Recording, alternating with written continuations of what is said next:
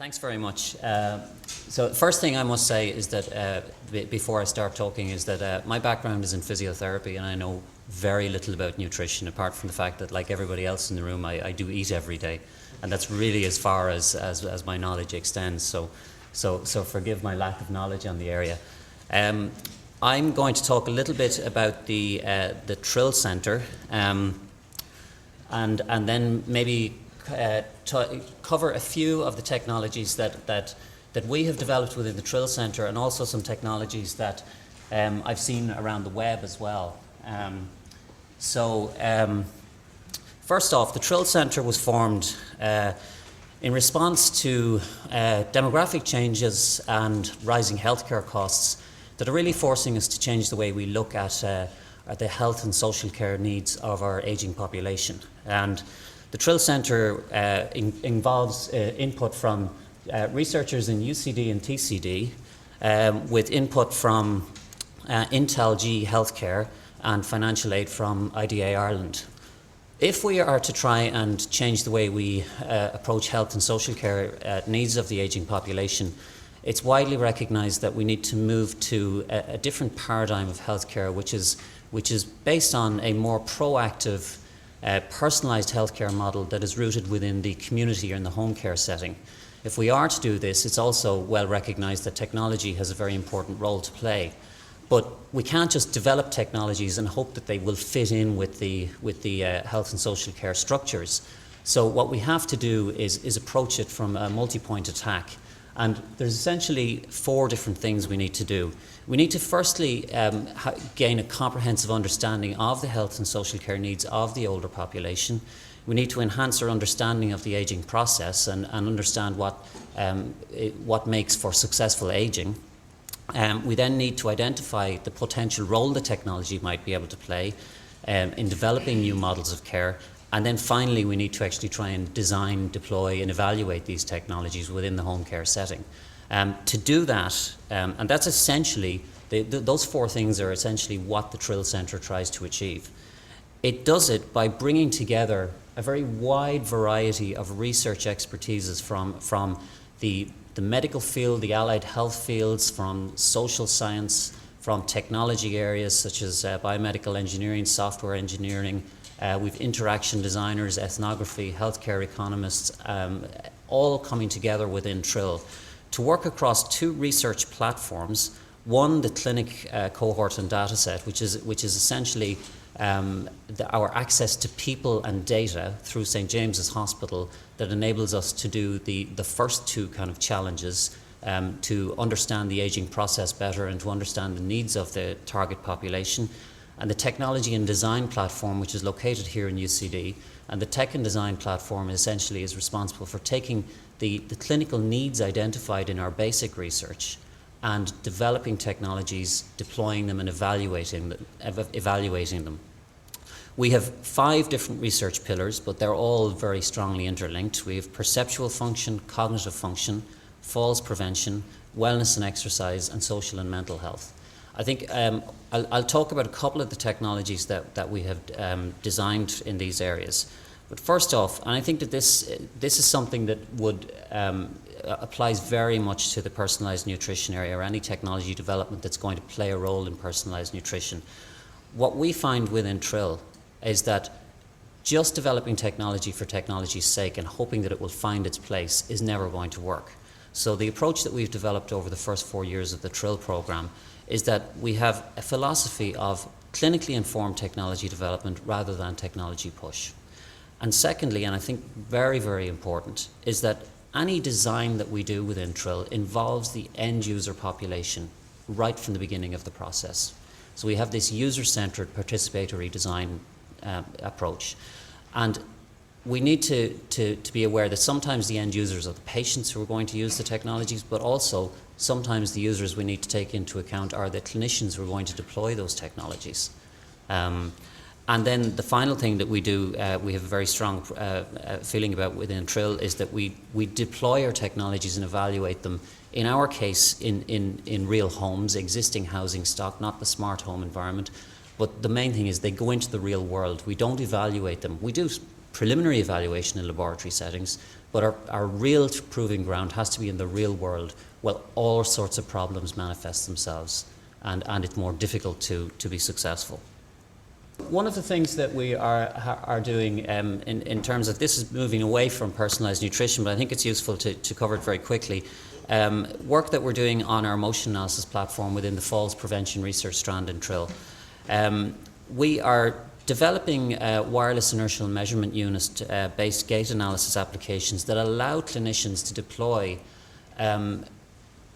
computerized gait analysis techniques that were previously only available to them within a confined specialized laboratory setting within a GP clinic or even within a patient's home. And what we have done is paid a lot of attention to making this system very easily deployable by healthcare practitioners who are not technically proficient and who actually don't need to know anything about gait analysis. So we have a very strong emphasis on what I call out-of-the-box usability. We have developed a simple means of quantifying an existing clinical test called the timed up and go test, where a person can go from sitting on a chair, get up, walk 3 meters, turn around and come back again.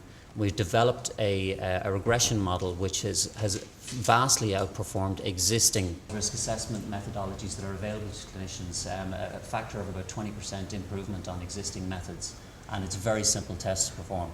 Another one that we are working on is a platform called Building Bridges. Building Bridges is a very nice software platform that we've designed to enable older people who are not necessarily used to using social media to interact with each other over the web. One of the key things that I think is, I said at the beginning, my background is in physiotherapy, and one of my key interest areas and where I think it might be of value in this equation is the energy expenditure side of the equation. So this is Building Bridges. It's really, and I think one of the things that was mentioned in the previous talk was about things being usable and things being easy for people to access. Particularly if we are engaging in any type of interaction, social media, anything like that, in an aging population or in any population who are not used to using the internet, this type of interface, which is intuitive and easy to use for an older population, is the type of platform that we may need to sit these things upon.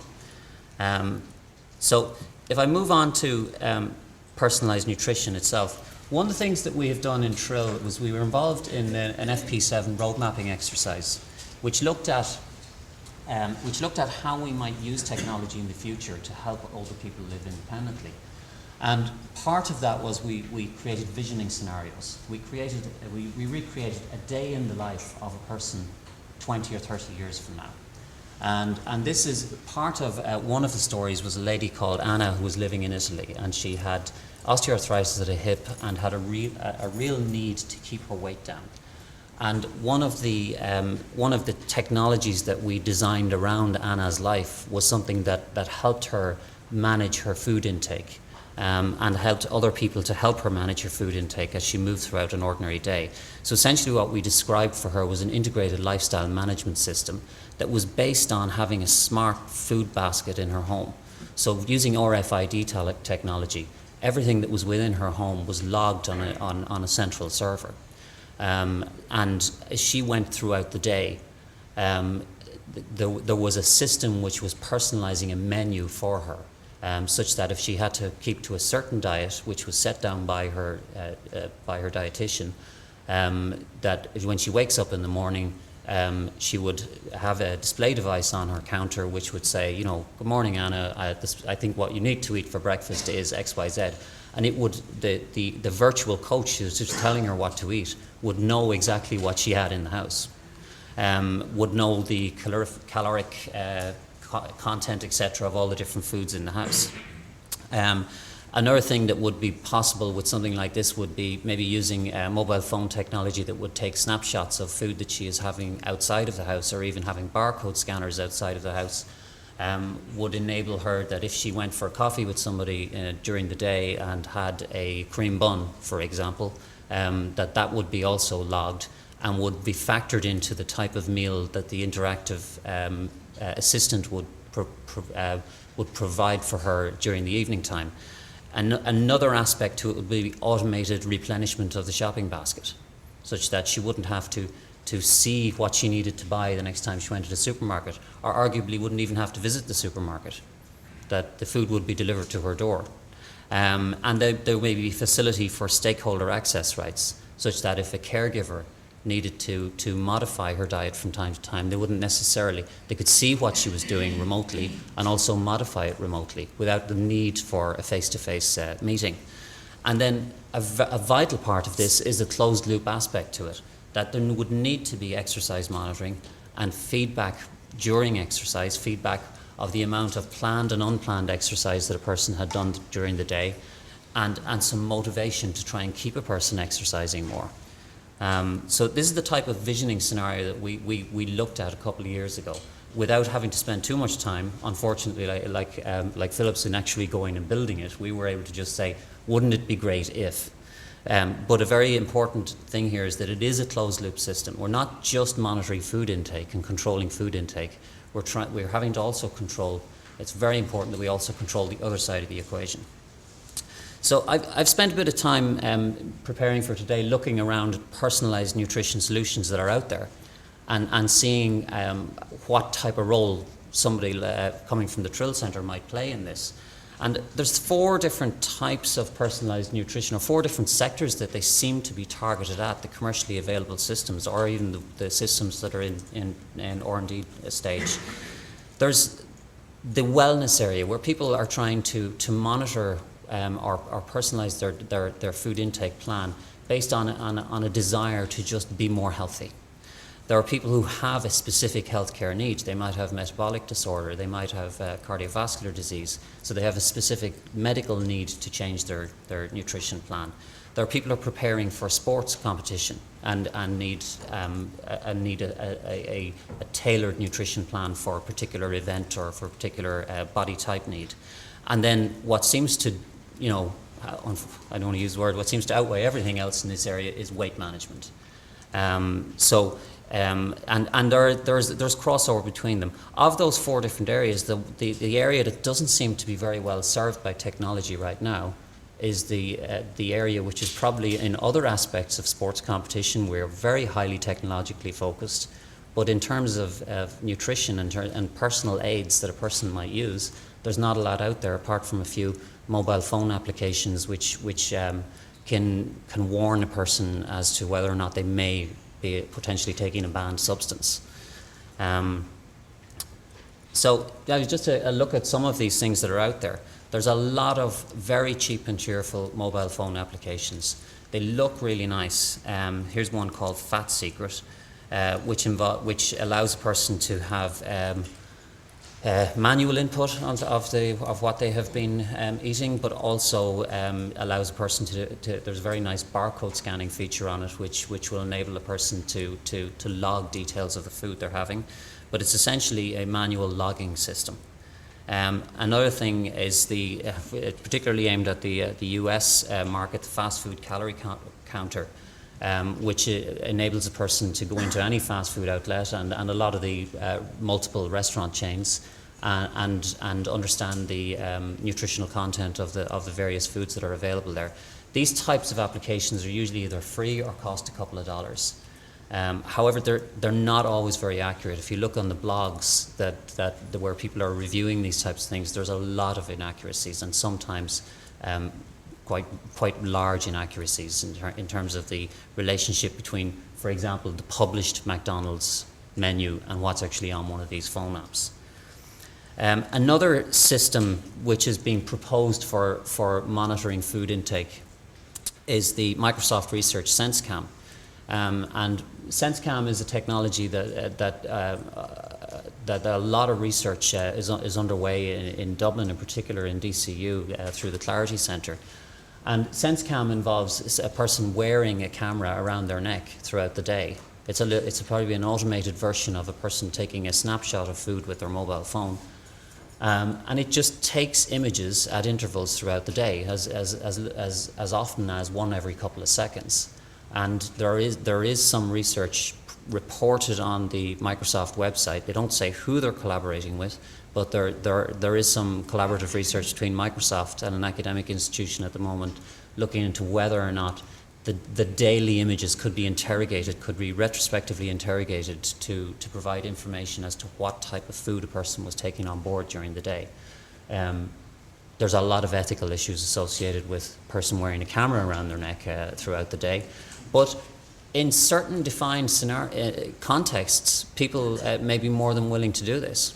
And another aspect to it too is that most of the image interrogation routines here are done by computer, and the human eye never sees the images. It just produces a report to say this is the amount of food that a person took on board. This SenseCamp technology is also being used in activity recognition, context recognition for other medical evaluations. But yeah, there are ethical issues. So, as I said, those type of technologies are all about monitoring what a person eats. But I think it's, particularly the background I come from, I think it's particularly important that people would also monitor energy expenditure. So maybe look at some things that are out there for energy expenditure. Previous speakers have talked about a wealth of mobile phone applications, wearable sensor applications like the Nike Plus module that will enable people to monitor their activity throughout the day. You can look at the number of steps taken during the day. You can break down your day during to the time you were sitting, lying, standing, walking, etc. And those there's a lot of them out there. There's an interesting take on it here. I don't know how much detail you can see on the image on the bottom left, which is an activity monitoring application, which is sold to the consumer within the context of telling them how much drink they can have per unit of activity they've undertaken. So it's an activity monitor that is firmly aimed at the drinking market, which is, you can see that the person is told there that, Bob is able to drink 14 12-ounce beers based on his weekly activity pattern. So it somewhat defeats the purpose, but, they do say small steps are important, so it could be useful. Another interesting technology that's just recently come on the market is something called Fitbit. Fitbit is produced on the west coast of the States, and it's an interesting take on the activity monitoring application, because what Fitbit does that all the other products do is it monitors your activity levels. That's a standard. They also maintain that it accurately monitors your sleep, although I think that you probably would counter that argument. They don't provide any objective data on their website about it.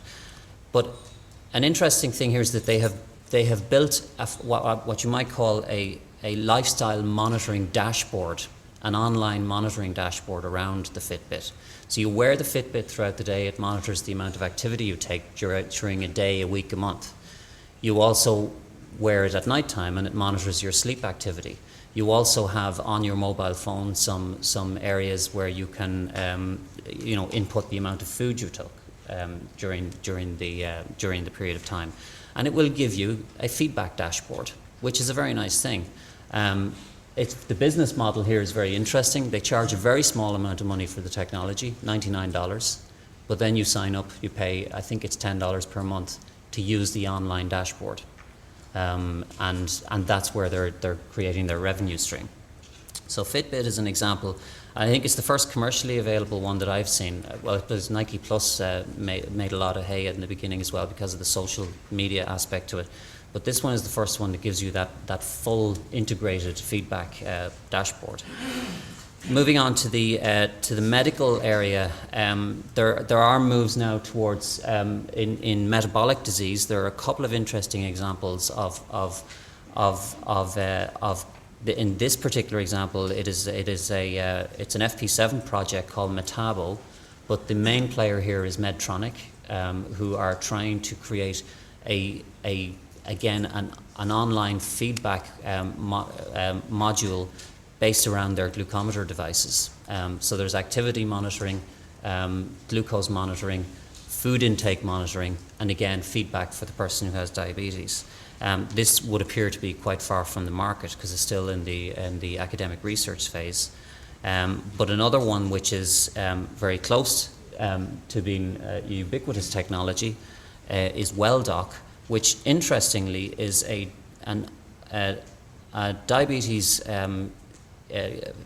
feedback dashboard type of product, but they don't include any type of food monitoring in it, which I thought was very interesting. But another interesting thing about the diabetes product here is that it's one of the first ones I've seen anyway that has gone through all the FDA regulatory clearance hurdles. So just before I finish, I maybe go back to talking about a particular Trill technology that I left by the wayside, and it's one that I think is particularly suited to this area. I think everybody would recognize this guy up here. And I'm just want to use him as an example of the type of person who might need this technology. Until quite recently, Enda might have been considered to have not a lot of cares in the world. He was in middle management in politics. There was a lot of problems in the world, and he was able to talk about them, but didn't have to do anything about them. But just in the last couple of weeks, he has a whole different outlook on life. And I don't know if you noticed the rosy colour in his cheeks in the previous image, and contrast that with the kind of sunken features on his face when he's talking to Sarkozy here. You can see that his lifestyle is about to change, and quite immeasurably. He's climbed Kilimanjaro, or trekked in Kilimanjaro, I don't know if he's climbed it. He's a keen cyclist. I can't imagine he's going to be getting too many Saturday mornings in the future where he can go off for 3 or 4 hours on his bike. He's going to spend a lot more time on the government jet. So he needs some type of technology solution that will enable him to engage in productive physical exercise. And not just him. He's going to have great pressure on his time. This is some information from a European survey. On the image on the right-hand side, the red is for different countries within Europe. The red areas of the charts indicate people who exercise regularly, and you can see that it's pretty poor. The number of adults in Europe who report that they exercise regularly, this is self-reported exercise habits. The reality is likely to be worse. It is abysmal. So people say they don't have time to exercise. People are not motivated to exercise. They're probably not getting enough feedback for their exercise. So why doesn't Enda just buy an old Wii Fit and engage in exercise? And anybody, why wouldn't it work for him? Well, it's not so portable, but it's also, the technology I'm going to describe here is not necessarily portable either. But the main reason is it's not personalized. It's not targeted. Wii Fit makes you just move in random patterns.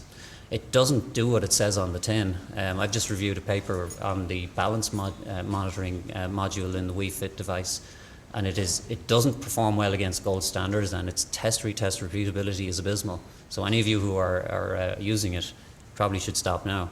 That doesn't mean that Wii Fit doesn't have a place. It's an entertainment device, but it doesn't produce targeted therapeutic exercise with biofeedback.